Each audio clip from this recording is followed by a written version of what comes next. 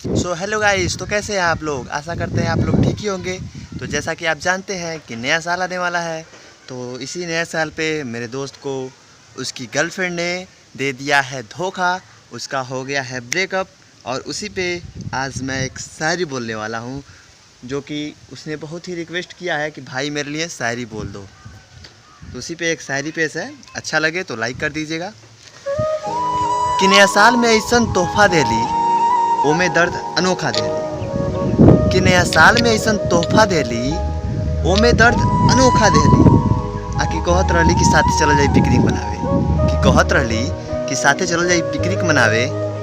अब पता न केकरे बतिया पड़ के वो नया साल आवे से पहले ही हमके धोखा दो के चल